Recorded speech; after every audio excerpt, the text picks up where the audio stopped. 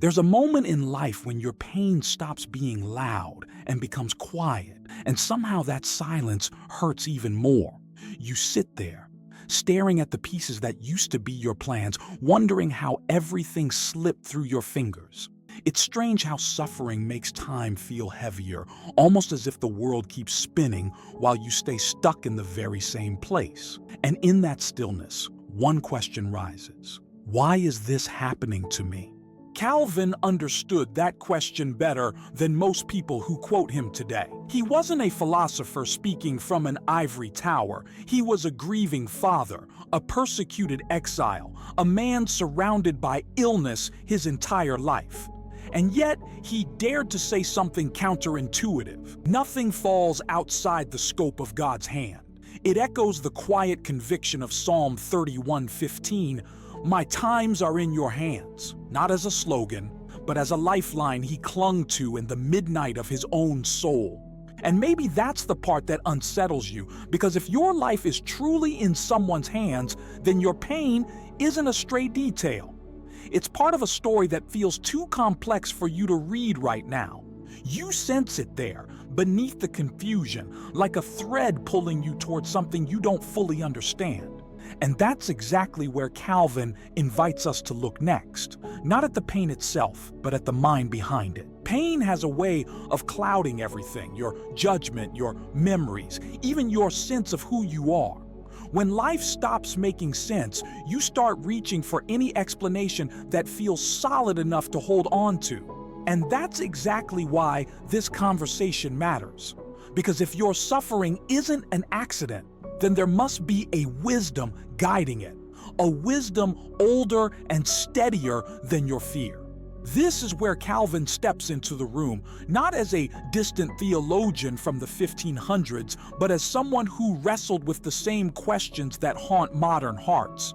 He saw a world that looked chaotic on the surface, yet believed in a God writing meaning beneath every line.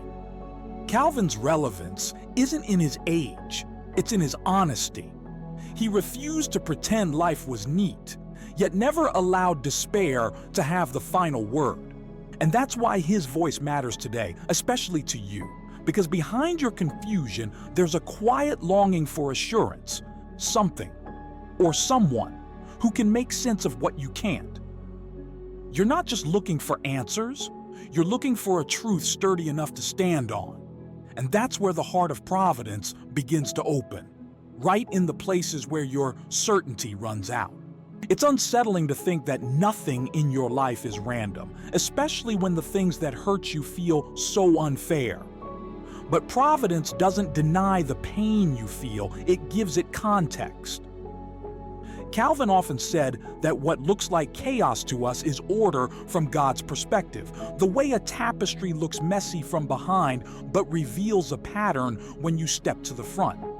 And if your life feels tangled right now, that might be because you're still standing on the wrong side of the story. Think about the moments you thought were accidents, the job you lost, the relationship that collapsed, the door that slammed shut just when you needed it open. Months later, or sometimes years later, you realize those wrong turns protected you from places you were never meant to go. Providence works like that, quietly, patiently, arranging things you only understand in hindsight. It's what Joseph meant when he said, "You meant evil against me, but God meant it for good." A reminder that intention and outcome aren't always the same thing. And maybe that's why Calvin insisted that even your detours are deliberate. He wasn't trying to make God sound controlling. He was trying to make you feel safe.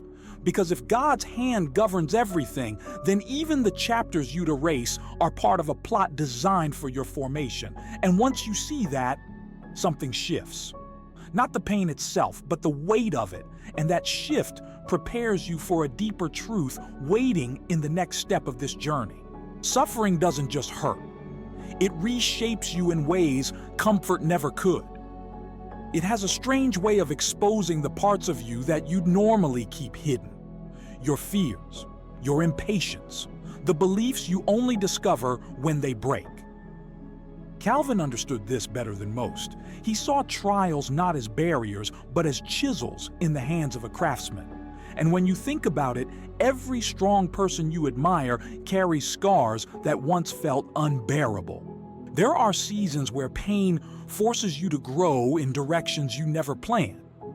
Maybe you became more disciplined because life demanded it, or more patient because circumstances pushed you past your limits. Some people learn courage only when fear corners them. Others learn faith only when God feels silent. It's the same pattern you see in nature. Trees grow deeper roots during storms, not sunny days. And your soul works the same way. Resilience doesn't appear in comfort. It's formed in pressure.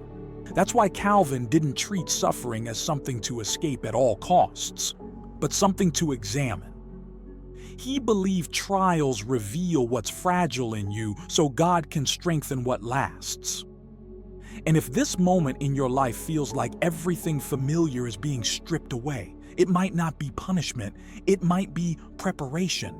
A refining fire shaping you for something your current strength couldn't carry yet. And that realization opens the door to a truth even harder to face. There's a kind of silence that feels heavier than words, a silence where you pray, but the room sounds the same, where you seek answers, but heaven seems quiet. Calvin knew that silence well. He called it the testing of faith, not to make people feel guilty, but to explain a mystery. God sometimes hides his face, not to abandon you, but to train your trust. And if you've ever felt like your prayers hit the ceiling, you're in the same place where saints have stood for centuries.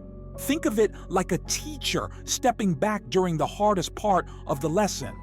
The teacher isn't gone. He's watching, waiting to see if you'll use what you've already been given. In the same way, the absence you feel may not be absence at all, but God shifting how he speaks. Sometimes he guides you through conviction, sometimes through scripture, and sometimes through a stillness that forces you to lean on promises instead of emotions. I am with you always, Jesus said. Notice he didn't say you would always feel it. And ironically, that quiet season often becomes the place where deeper faith is forged. When you can't rely on what you feel, you begin to rely on who he is. Calvin believed that God's silence was never empty. It was packed with purpose, the kind you only understand later. And when a person finally grasps that truth, something inside them steadies, preparing them for the closing revelation of what all this suffering has been shaping them for. When you look back at your story, you'll notice something subtle. The moments that broke you were the same ones that shaped you. Providence isn't loud. It rarely announces itself, but when the fog lifts, you start to see the fingerprints of a God who never left, even when the silence made you think he did. Calvin understood this tension deeply, how God can feel distant and yet be closer than your own breath at the same time. And maybe that's the hope your heart has been needing.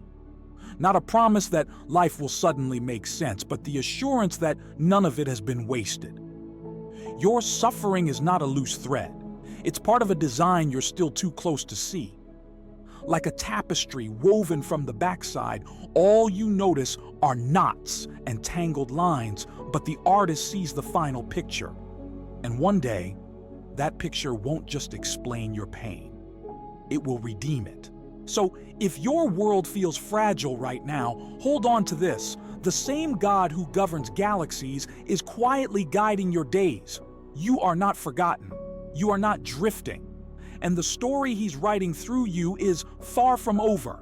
In fact, what comes next might be the very part you've been unconsciously preparing for, chapter by chapter, ache by ache.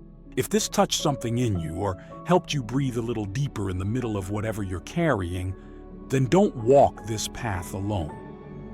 There's more wisdom, more clarity, and more light waiting on the other side of your questions. And every week, we open one more page from the voices that shape the faith of generations. So if you want to keep exploring these truths, to keep finding meaning where life once felt random, I'd be honored to have you here.